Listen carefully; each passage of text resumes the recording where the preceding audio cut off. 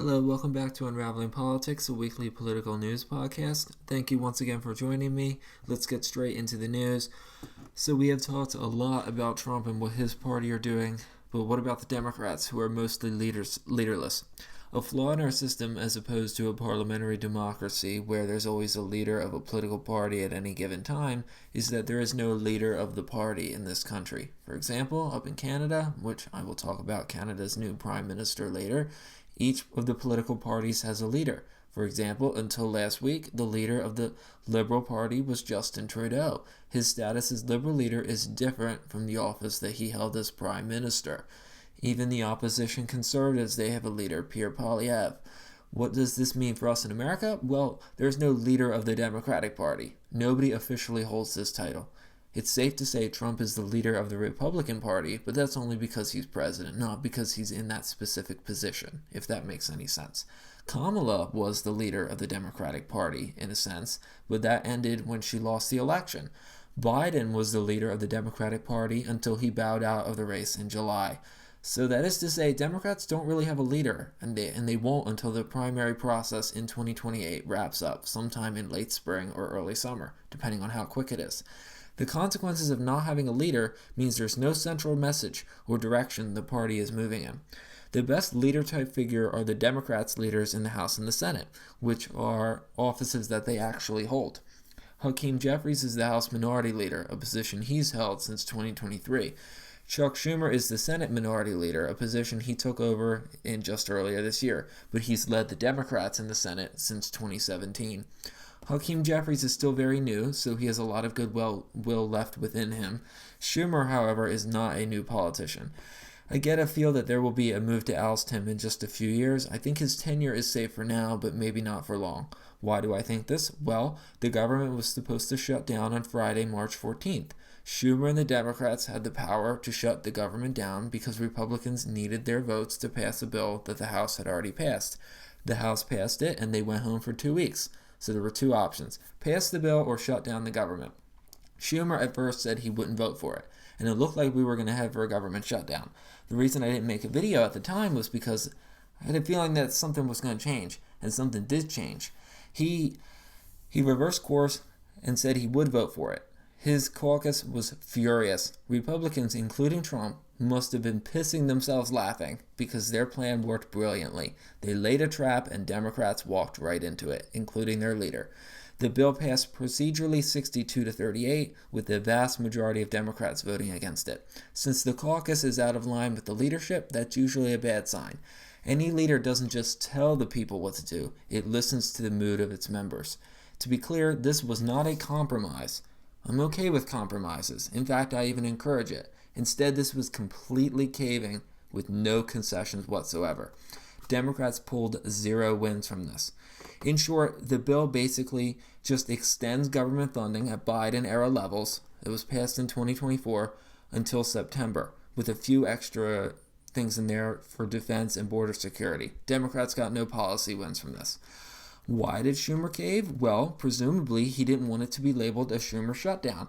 But this is nonsense for so many reasons. Shutting down the government would hurt federal workers, yes, and I don't want to treat them like they are nothing or that they are political pawns, just like most of our politicians do.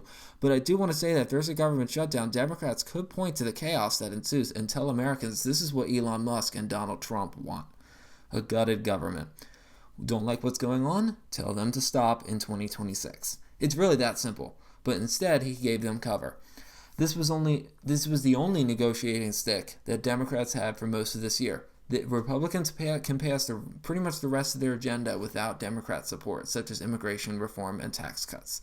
The next time Democrats have the opportunity to force Republicans to compromise is in September, which might as well be 2 years away from now in today's climate. It shows that Democrats really lack a political strategy. If they have one, it seems to be that they're waiting for Trump to screw it up, which he will, but you can't just wait for one side to fall. You have to prove to Americans that you are the better alternative. Unlike in 2020, Americans are not going to be choosing between Trump and a Democrat. They're going to be choosing between a Republican and a Democrat. It will probably be J.D. Vance, MAGA's heir apparent, but that remains to be seen and cannot be taken for granted. What I mean to say is, Trump screws it up and the economy explodes. J.D. Vance doesn't want to run for whatever reason. It doesn't matter. Another anti-Trump Republican sweeps in and wins the nomination. Now Democrats who are counting on a Trump candidate instead face somebody else. They would face somebody who has a completely different vision for the country than what we would be facing in this horror scenario. They could dump all the blame on Trump and say that it's a new face, even if it isn't. Then Democrats are screwed because they haven't prepared or laid the groundwork to show that they're any better. Plus, we already tried this. Kamala had almost zero policies. She was the anti-Trump candidate, and that blew up in her face because all she ran on was abortion, democracy, and being anti-Trump. And as for the last two, you can't say, you support democracy, but what are you going to do? How are you going to strengthen it? So she had no policy for that. And then being anti-Trump, okay, whatever, you're anti-Trump. And then abortion, okay, you support Roe v. Wade. That's it. That's pretty much all she had. She had a few other little things, but that was it. I'd love to ask a Kamala supporter, other than, why did you vote for her? Other than you didn't like Trump. Like, what was the reason? Clearly, that was not enough to win a national campaign. So what do I think about this? Well, I think Schumer needs to go. Not only is he as old as the hills, no offense to anyone listening, but he clearly lacks political strategy. Even if he was a decent leader, he isn't helping Democrats in their attempt to look less establishment. Leader Jeffries was asked if Schumer should stay on as leader, and he actually said next question, which is damning, because if Jeffries supported him, he would just say, yes, of course he should stay. Former Speaker Nancy Pelosi called on Democrats to defy Schumer, which is extraordinary. Rarely do you see former leadership undermining current leadership. Will he go? As I said, I don't think that he will go yet, but who knows? I said that about Biden, and then Biden was gone, but I don't get the sense that he's going to leave. I think he's safe for now, but he needs to make sure this doesn't happen again, otherwise the Democrat knives are going to come out for him. As for Trump, who's ever present in American politics, there was plenty of news from him this week. Where I left you off last week, there was his new tariffs and his speech to Congress. As for tariffs, Trump's announced new tariffs on the EU. The ones on steel and aluminum have taken effect, and he has made clear there will be no exemptions for any country, including our allies. There would also be a new round of tariffs on the 2nd of April that we will learn more about soon. Since this story keeps changing, I'm not going to get into the details too much because it's going to change. Instead, I want to talk about the overall picture here. As I opened with the last episode, the economy is not in a great place right now. I can't believe I'm saying this, because if you said it 6 months ago, I would have been like, what? But Biden's economy is stronger than the one that we are in now. And why do I say this? Well, let's start off with the stock market. The S&P 500 lost $5 trillion in value in the last few weeks. The Dow and the NASDAQ also suffered huge losses. In fact, the S&P was down almost 10%, which is in correction territory, which is extraordinary. Consumer confidence, which is usually signs of the economy going into slowdown, has reached a 29-month low. The last time it was this low was in late 2022 amid the inflation crisis and the beginning of the war in Ukraine. This is surveys from the University of Michigan, and it states that participants are concerned that the inflation will get worse and the economy will worsen. Democrats, Republicans, and independents all believe the economy is worse now than it was 3 months ago when Biden was president. Major companies like Walmart and Dollar General are also warning about underwhelming consumer demand. Dollar General released a report stating that many of their consumers are buying only the necessities, and some can't even afford that. We still don't know GDP figures for this quarter since it isn't over yet, but we do know that inflation did fall to 2.8% and the unemployment rate is 4.1%. Of course, those are a bit higher than ideal. This is still good. That being said, these numbers don't include the impacts of Trump's tariffs, and March's inflation rate will be revealing once we know that in about the middle of April. For now, we are not in a recession, but many signs point to it being that way. What's the political angle here, since that's the basis of this show? Well, the overall President Trump's approval is about the same as his disapproval. But more specifically, his approval on the economy is terrible. During his first term, his approval on the economy was almost always positive, every single poll. That was his strongest point, and it was why he was reelected in 2024. Well, not the only reason, but it was the main reason. However, now it is 8% underwater. Ipsos has it at 12 points underwater, YouGov 2, Emerson 11, Quinnipiac 13, CNN 11, CBS has it up 2, but Gallup has it under 12 and Harris has it under 2. So most pollsters are showing his approval in the economy to be down, and if we go into a recession, it will for sure be only worse. There's only limited value in blaming Biden, as we will get further and further away from Biden's presidency. On every major issue, except immigration, which I will have to talk about in another episode, Trump is underwater. On the Israel-Hamas conflict, he's down about 5. Inflation down 12. Immigration up 6. Foreign policy down 9. So broadly, on the issues, Americans are not approving Donald Trump's leadership. So economically, it's clear these tariffs are not a good idea because in the way that they've been implemented, especially. Politically, however, reversing course would make him look weak, stupid, directionless, and which is why he's probably going to stay the course for the foreseeable future. Speaking of foreign policy, Ukraine has agreed to a temporary 30-day ceasefire, but Russia has more conditions, such as Ukraine cannot join NATO, Russia can get all the territory it currently occupies, as well as a few other things. Obviously, this should be a non-starter. These concessions should be part of a more long-term peace, not just a 30-day ceasefire. Putin is clearly the obstacle to peace here, which we knew all along. UK PM Starmer has said Russia needs to offer more, and this is important because Starmer and Macron will lead the coalition of the willing to defend Ukraine in the future via peacekeeping troops. However, Russia has demanded that Ukraine surrender, which is basically that would be the end of the war. If one side surrenders, the war is over. Of course, this is a non-starter for Ukraine. Therefore, it looks like peace is going to be quite low, the chances of it. However, we'll have to wait and see. Hopefully, Trump can now see, even though it was obvious before, hopefully now he can see that Putin is the obstacle to peace. Trump had a lot of leverage over Ukraine, such as military aid and intelligence sharing, which have now been restored, but he has very little leverage over Russia. The sanctions are basically as high as they can be. We've basically cut off Russia as much as we possibly could. So really the only way to get Russia to the table would be to start giving them things, because we can't take away anymore. My suggestion is if Trump agrees to, Trump can get Russia to agree to a ceasefire on current lines as proposed, we could temporarily begin buying Russian oil and natural gas again. If Russia violates the ceasefire or hostilities resume, then we can once again block it.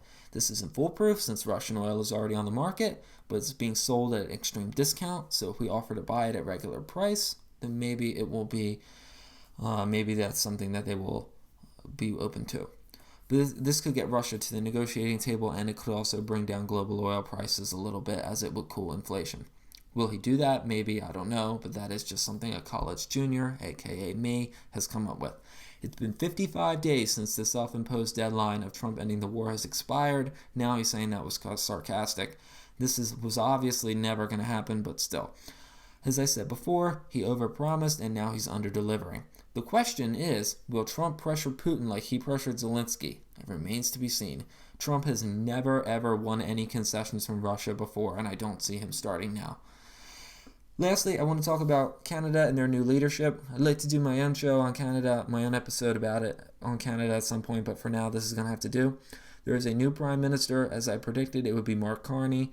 Don't start calling me Nostradamus because it was pretty obvious that he was going to win. He won 85% of the vote. It was a landslide.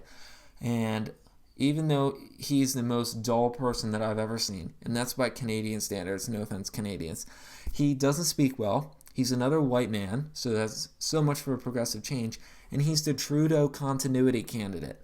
Basically, the Liberals swapped out a Biden-like figure for another Biden-like figure. There's no change here. At least Carney isn't senile, so that's what he's got going for him. And no, you didn't miss it. Canada did not go to the polls for an election. Instead, there was an internal election to pick a new Liberal Party leader. Then that new Liberal leader, Mark Carney, became the Prime Minister. Almost zero Canadians picked Carney. 1% did, rounding up. In fact, rounding it would be 0%. That's just how their system works, and it does in many other countries around the world that use the Westminster system. That being said, Canada is required to have an election this year no later than October. Unlike in this country, they don't have fixed dates, so it could be next month or it could be in the autumn. It could actually be even later, but that's a story for another time. Probably not even Mark Carney, who, by the way, the Conservatives call Marx Carney after Karl Marx. He probably doesn't know either. So would Carney be different than Trudeau? Probably not. As I said, he's basically Trudeau 2.0. I expect very little to change. He's probably going to be more aggressive on Trump, especially as he's heading into the election. There's something called the rally around the flag effect in politics, which basically means that in times of turmoil, citizens rally around whoever's in government. Most countries, except the U.S., saw this during COVID. President Bush saw it after 9/11. His approval rating jumped to 90%, which was a record high. The Liberals are polling much better now than they were 2 months ago. I last said in December that they weren't even going to be the second place party. They could end up in third or maybe even fourth place. Now they are clearly neck and neck with the Conservatives. This could give nearly neck and neck with the Conservatives. This could give Carney some power as he negotiates with Trump, but the parliamentary arithmetic has not changed. His party still has a minority in the legislature, and Conservatives will try to bring down the government every chance they get between now and September. Since Carney is unelected, in fact, he's not even a member of Parliament, he will lack his own mandate. We've talked about mandates in the last episode. Carney has no mandate to govern Canada except his Liberal Party leadership win last week. So every week that Carney hangs on as Prime Minister without an election makes it look more and more desperate. My advice to the Liberals, as it has been for the last 6 months, I've been talking to people who are familiar with it, and I've said this the whole time. My advice to the Liberals is to go to the country as soon as they can. The longer they wait, the shine will wear off. And I think that would have been the same was true for Kamala. I think if there had been an election in September, in early September or late August, she would have won and she would be the president. But it wasn't. And the problem with Canadian democracy, as well as many other parliamentary democracies, is the date of the election is subject to some immense political interference from the government. They get to pick the date of the election, for the most part, with a few exceptions. So they will pick it for the date that they believe most benefits them. If you ask me, that would be right now. The sooner the better, because they're ahead in the polls, they look fresh, they're new, they're exciting. Well, they're not really, in my opinion, but they might look new and exciting. So this might be the best chance that they get. But the longer they wait, the more that people are going to look at them and they're going to say, oh, this is not, no thanks. This is not what we want. And, so my advice is to go to the country as soon as possible. Anyway, I don't expect Canada-U.S. relations to change too much until the Conservatives take over later this year. I'm still 99% sure that they're going to win. I don't think there's a realistic path to the Liberals winning power again. But even if they don't, even if they somehow do, it wouldn't be a strong win. It would be another minority government. And anyway, that concludes this week's episode. Thank you so much for joining me as always. I hope to see you next week. Bye-bye.